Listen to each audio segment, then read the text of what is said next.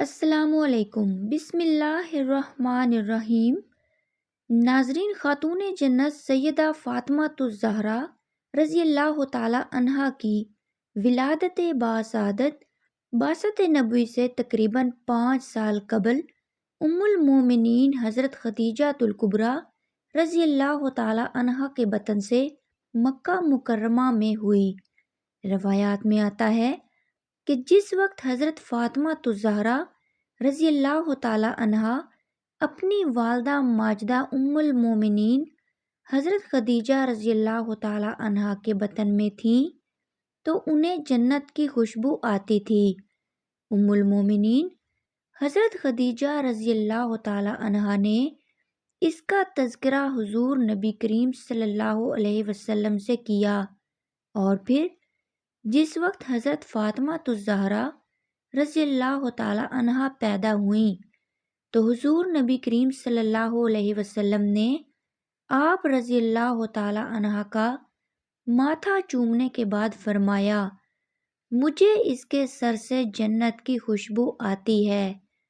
حضرت فاطمہ الزہرا رضی اللہ تعالی عنہا کی ولادت کے وقت حضور نبی کریم صلی اللہ علیہ وسلم کی عمر مبارک تقریباً 35 سال تھی، اور یہ وہ وقت تھا جب خانہ کعبہ کی تعمیر نو ہو رہی تھی۔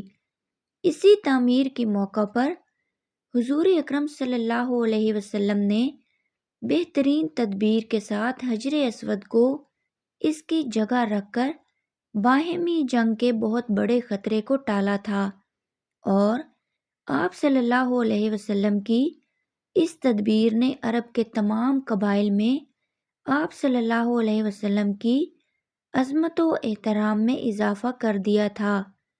حضور نبی کریم صلی اللہ علیہ وسلم کی تمام اولاد نرینہ کی وفات بالکل بچپن ہی میں ہو گئی تھی، چنانچہ آپ صلی اللہ علیہ وسلم کے تینوں بیٹوں میں سے کوئی بھی بیٹا 2 یا 3 سال سے زیادہ حیات نہ رہ سکا۔ چاروں بیٹیوں میں سے بھی 3 کی وفات آپ صلی اللہ علیہ وسلم کی حیات مبارکہ ہی میں ہو گئی تھی۔ حضرت فاطمہ رضی اللہ تعالی عنہا کا انتقال آپ صلی اللہ علیہ وسلم کی وفات کے 6 ماہ بعد ہوا۔ آپ صلی اللہ علیہ وسلم کی چاروں بیٹیوں میں سے کوئی بھی بیٹی 30 سال سے زیادہ باحیات نہ رہ سکیں۔ حضور صلی اللہ علیہ وسلم کی زندگی کے آخری سالوں میں تو آپ صلی اللہ علیہ وسلم کی توجہات و محبت کا مرکز فطری طور پر حضرت فاطمہ رضی اللہ تعالی عنہا بن گئی تھیں۔ یوں بھی وہ حضور اکرم صلی اللہ علیہ وسلم کی بہت ہی چہیتی بیٹی تھیں۔ آپ رضی اللہ تعالی عنہا نے اپنی والدہ ماجدہ حضرت خدیجہ الکبریٰ رضی اللہ تعالی عنہا کے زیر سایہ تربیت اور پرورش پائی۔ ابھی حضرت فاطمہ رضی اللہ تعالی عنہا 15 سال کی تھیں کہ ماں کی شفقت سے محروم ہو گئیں۔ حضرت خدیجہ الکبریٰ رضی اللہ تعالی عنہا کے انتقال کے بعد آپ صلی اللہ علیہ وسلم نے حضرت فاطمہ رضی اللہ تعالی عنہا کی خصوصی تربیت اور پرورش میں ایک اہم کردار ادا کیا۔ ان کے علاوہ حضرت فاطمہ الزہرا رضی اللہ تعالی عنہا کی بہنوں نے بھی آپ کی ہمہ وقت دل جوئی فرمائی۔ حضرت فاطمہ الزہرا رضی اللہ تعالی عنہا حضور صلی اللہ علیہ وسلم کے مشابہ تھیں۔ حضرت فاطمہ رضی اللہ تعالی عنہا جس وقت چلتیں تو آپ کی چال ڈھال رسول اللہ صلی اللہ علیہ وسلم کے بالکل مشابہ ہوتی تھی۔ اسی طرح ام المومنین حضرت عائشہ صدیقہ رضی اللہ تعالی عنہا سے روایت ہے کہ میں نے اٹھنے بیٹھنے اور عادات و اطوار میں حضرت فاطمہ رضی اللہ تعالی عنہا سے زیادہ کسی کو رسول اللہ صلی اللہ علیہ وسلم سے مشابہ نہیں دیکھا۔ حضرت فاطمہ الزہرا رضی اللہ تعالی عنہا بچپن سے ہی رسول اللہ صلی اللہ علیہ وسلم کی بڑی خدمت کرتی تھیں۔ حضرت عبداللہ بن مسعود رضی اللہ تعالی عنہ فرماتے ہیں کہ ایک مرتبہ حضور صلی اللہ علیہ وسلم مسجد حرام میں نماز پڑھ رہے تھے۔ قریش کے چند بدماشوں نے شرارت کی غرض سے اونٹ کی اوجڑی لا کر حضور نبی کریم صلی اللہ علیہ وسلم پر ڈال دی اور خوشی سے تالیاں بجانے لگے۔ کسی نے حضرت فاطمہ الزہرا رضی اللہ تعالی عنہا کو خبر دی تو وہ دوڑی دوڑی آئیں اور حضور اکرم صلی اللہ علیہ وسلم سے اوجڑی کو اتار کر پھینکا۔ اسی طرح ایک مرتبہ نبی کریم صلی اللہ علیہ وسلم مکہ کی ایک گلی سے گزر رہے تھے کہ کسی بدبخت نے مکان کی چھت سے آپ صلی اللہ علیہ وسلم کے سر مبارک پر گندگی پھینک دی۔ آپ صلی اللہ علیہ وسلم اسی حالت میں گھر تشریف لائے تو حضرت فاطمہ الزہرا رضی اللہ تعالی عنہا نے یہ حالت دیکھی تو رونے لگیں اور پھر سر مبارک اور کپڑوں کو دھویا۔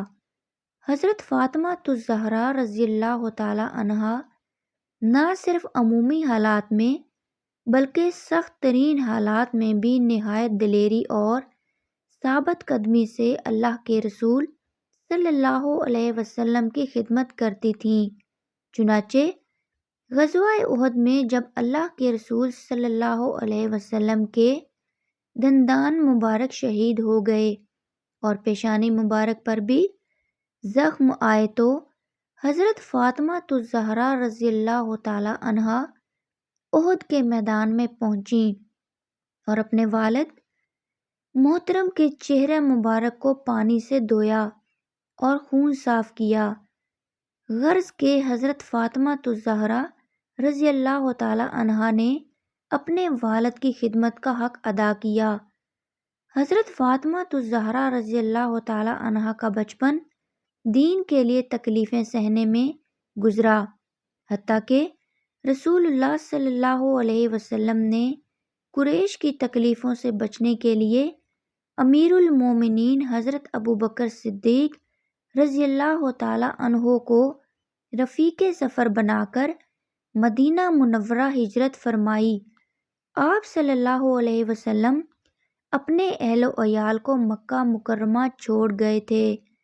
کچھ مدت کے بعد حضور نبی کریم صلی اللہ علیہ وسلم نے اپنے اہل و عیال اور امیر المومنین حضرت ابوبکر صدیق رضی اللہ تعالی عنہ کے اہل و عیال کو مدینہ منورہ بلانے کا انتظام کیا۔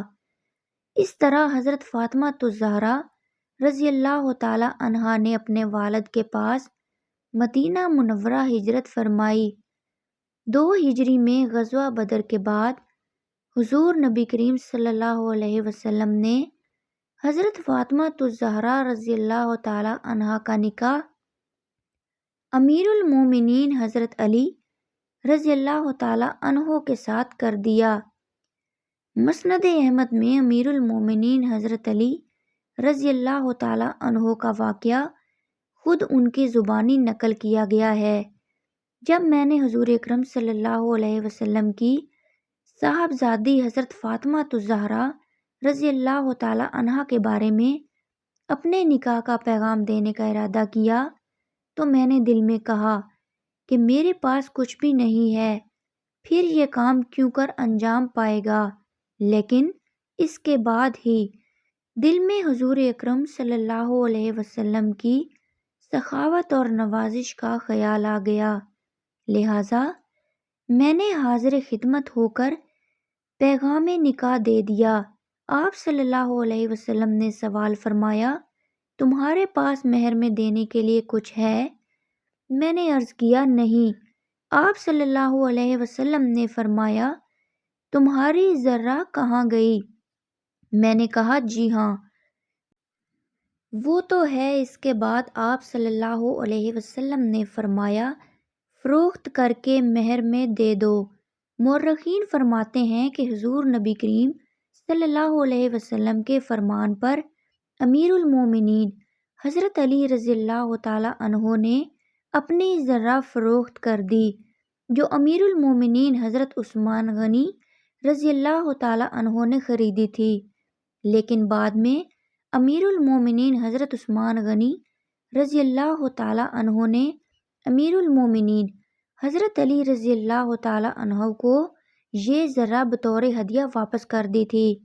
ناظرین، اس واقعہ سے مہر کی ادائیگی کی اہمیت کا اندازہ لگایا جا سکتا ہے کہ آپ صلی اللہ علیہ وسلم نے مہر کی ادائیگی کے لیے امیر المومنین حضرت علی رضی اللہ تعالی عنہ کی پسندیدہ چیز کو فروخت کروا دیا تھا۔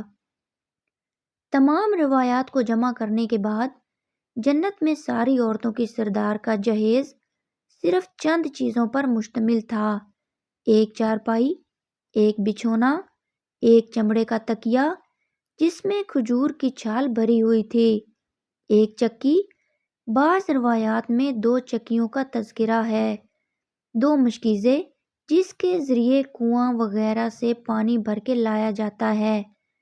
خاتون جنت حضرت فاطمہ الزہرا رضی اللہ تعالی عنہا کو حضور نبی کریم صلی اللہ علیہ وسلم نے جنت کی عورتوں کی سردار بتایا ہے۔ ان کی شادی کس سادگی سے حضور صلی اللہ علیہ وسلم نے انجام دی کہ امیر المومنین حضرت علی رضی اللہ تعالی عنہ نے نکاح کا پیغام دیا۔ آپ صلی اللہ علیہ وسلم نے حضرت فاطمہ الزہرا رضی اللہ تعالی عنہا کے سامنے اس کا تذکرہ کیا۔ آپ خاموش رہیں، جو رضامندی کی دلیل ہوا کرتی ہے۔ آپ صلی اللہ علیہ وسلم نے امیر المومنین حضرت علی رضی اللہ تعالی عنہ کے نکاح کے پیغام کو قبول فرما لیا اور مہر متعین کر کے اسی وقت چند صحابہ کرام رضوان اللہ تعالی علیہم اجمعین کی موجودگی میں نکاح پڑھا دیا۔ چند ماہ بعد سادگی کے ساتھ رخصتی ہو گئی۔ نزہۃ المجالس میں منقول ہے کہ جب ابو البشر حضرت آدم علیہ السلام کو تخلیق کیا گیا اور نور محمدی صلی اللہ علیہ وسلم کو آپ علیہ السلام میں تفویض کیا گیا تو آپ علیہ السلام کے حسن و جمال کا یہ عالم تھا کہ آپ علیہ السلام کا دایاں رخسار سورج کی شعاؤں پر اور بایاں رخسار چاند کی روشنی پر غالب تھا۔ پس جب حضرت اماں حوا سلام اللہ علیہا کو تخلیق کیا گیا تو وہ بھی بے پناہ حسن کی مالک تھیں۔ جس وقت دونوں جنت میں تھے تو ایک روز پھرتے ہوئے ان کے درمیان یہ موضوع زیر بحث آیا کہ اللہ تعالیٰ نے ہم سے زیادہ کسی کو حسین پیدا نہیں فرمایا۔ ابھی دونوں کے درمیان یہ گفتگو جاری تھی کہ حضرت جبریل امین علیہ السلام تشریف لائے اور اللہ تبارک و تعالیٰ کے حکم کے مطابق انہیں لے کر جنت کے ایک محل میں چلے گئے جو سرخ یاقوت کا بنا ہوا تھا۔ اس محل کے اندر زمرد کے پایوں والا ایک سنہری تخت بچھا ہوا تھا جس پر ایک لڑکی بیٹھی ہوئی تھی۔ اس لڑکی کے سر مبارک پر سونے کا تاج تھا اور جسم مبارک سے نور کی شعائیں بلند ہو رہی تھیں۔ حضرت آدم علیہ السلام نے جب یہ سراپا دیکھا تو بارگاہ الہی میں عرض کیا کہ الہی یہ کون ہے؟ ارشاد باری تعالیٰ ہوا کہ یہ لڑکی خاتون جنت سیدہ فاطمہ الزہرا رضی اللہ تعالی عنہا بنت محمد صلی اللہ علیہ وسلم ہے۔ حضرت آدم علیہ السلام نے عرض کیا کہ الہی اس کا شوہر کون ہوگا؟ حضرت جبریل امین علیہ السلام کو حکم ہوا کہ وہ انہیں حضرت فاطمہ الزہرا رضی اللہ تعالی عنہا کے شوہر سے ملوائیں۔ چنانچہ حضرت جبریل امین علیہ السلام انہیں لے کر ایک اور دروازے کی جانب بڑھ گئے۔ جب اس دروازے کو کھولا گیا تو سونے کے ایک تخت پر ایک خوبصورت نورانی چہرے والا نوجوان تشریف فرما تھے۔ حضرت آدم علیہ السلام کو حضرت جبریل امین علیہ السلام نے بتایا کہ یہ امیر المومنین حضرت علی بن ابو طالب رضی اللہ تعالی عنہ ہیں اور ان کا نکاح خاتون جنت حضرت فاطمہ الزہرا رضی اللہ تعالی عنہا سے ہوگا۔ حضرت عمار بن یاسر رضی اللہ تعالی عنہما ہجرت کے موقع پر قباء میں اس مقدس مسجد کی تعمیر کے وقت پتھر ڈھوتے تھے اور اس کی تعمیر میں بڑھ چڑھ کر حصہ لیتے تھے۔ یہ اسلام کی سب سے پہلی مسجد تھی جس کی تعمیر کے وقت آپ سب سے زیادہ اینٹیں اٹھاتے تھے اور یہ رجز پڑھتے تھے، ہم مسلمان ہیں، ہم مسجد بناتے ہیں۔ پھر جب آپ مدینہ پاک میں اپنے محبوب آقا حضرت محمد صلی اللہ علیہ وسلم کے دربار اقدس میں رہنے لگے تو ساری مصیبتیں، تکلیفیں، اذیتیں ختم ہو گئیں۔ پھر جب اللہ تعالیٰ نے جنگ بدر میں کفار مکہ کو ذلیل و خوار کیا اور اس جنگ میں ابو جہل جیسے ظالم لوگ مارے گئے تو میرے آقا و مولا حضرت محمد صلی اللہ علیہ وسلم نے حضرت عمار بن یاسر رضی اللہ تعالی عنہما کو فرمایا کہ اللہ تعالیٰ نے تمہاری ماں کے قاتل کا بدلہ لے لیا۔ حضرت عمار بن یاسر رضی اللہ تعالی عنہما نے حضور صلی اللہ علیہ وسلم کے ساتھ تقریباً سب جنگوں میں شامل ہو کر داد شجاعت حاصل کیا تھا۔ آپ نے سیدنا صدیق اکبر رضی اللہ تعالی عنہ کے دور خلافت میں جنگ یمامہ کی خون ریزی جنگ میں وہ بہادری دکھائی جس سے مرتدین کے کلیجے پھٹ گئے۔ اس جنگ میں آپ کا ایک کان مبارک بھی شہید ہو گیا، لیکن آپ نے اس کی کچھ پرواہ نہیں کی اور کفار کی صفوں کو الٹ کر رکھ دیا۔ کئی کفار آپ کے ہاتھوں جہنم رسید ہو گئے۔ جب ایک موقع پر مسلمانوں کے قدم اکھڑتے دیکھے تو ایک بلند چٹان پر کھڑے ہو کر للکارا، اے مسلمانوں، کیا جنت سے بھاگ رہے ہو؟ میں عمار بن یاسر ہوں، ادھر پلٹو۔ ان کی للکار سن کر وہ پلٹ پڑے اور مرتدین کو اپنی تلواروں پر رکھ لیا۔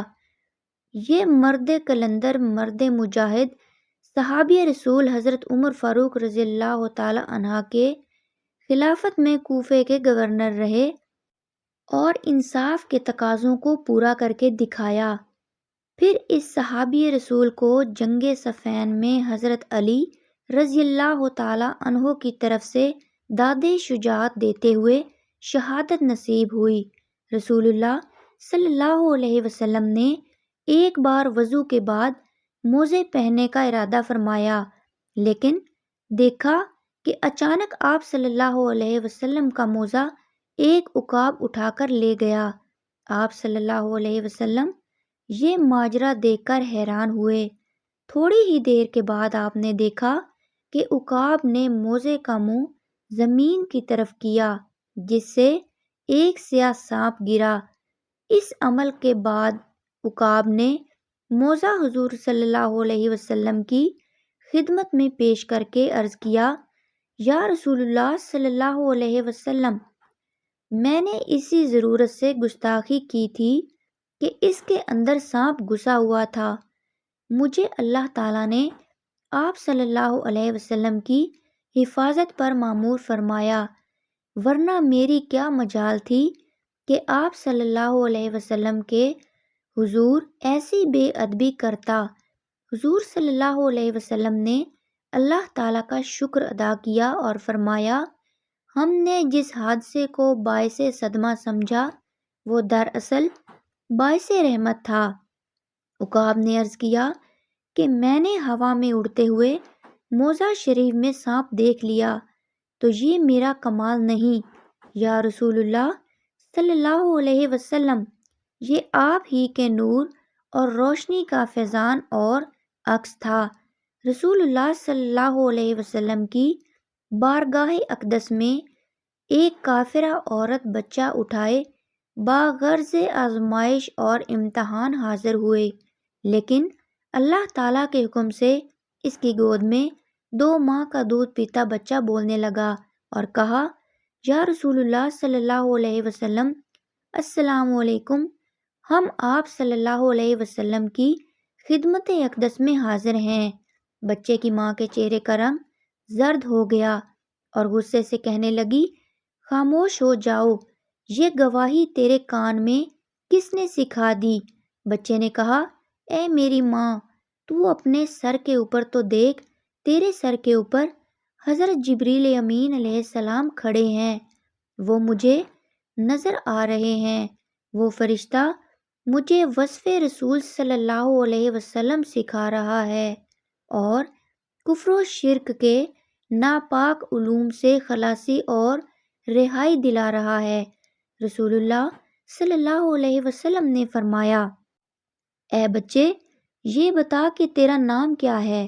بچے نے کہا، میرا نام اللہ تعالیٰ کے نزدیک عبدالعزیز ہے، مگر ان مشرکوں نے میرا نام عبد ازبی رکھا ہے۔ اس پاک ذات کے صدقے جس نے آپ کو پیغمبری بخشی، میں اس عذاب بت سے پاک بیزار اور بری ہوں۔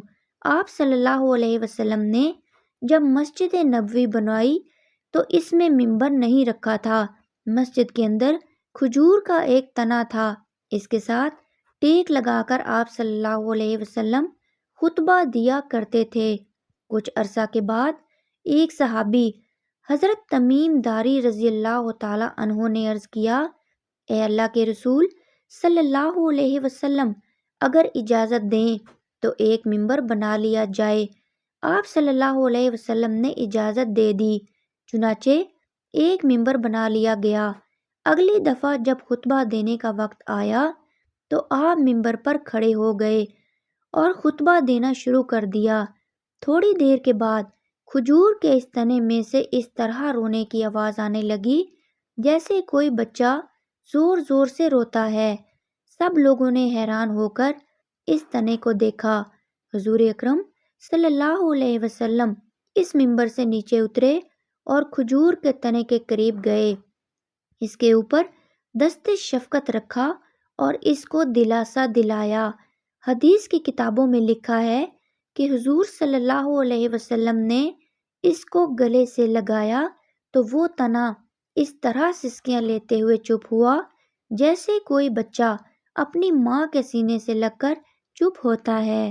اللہ تعالیٰ ہمیں دین اسلام کا پیروکار بنائے، اللہ تعالیٰ ہمیں نیک کاروں میں شامل فرمائے اور ہمارا خاتمہ بالخیر فرمائے، آمین ثم آمین۔ ناظرین، کمنٹ باکس میں ایک بار صلی اللہ علیہ وسلم ضرور ٹائپ کیجیے گا۔ شکریہ، اللہ حافظ۔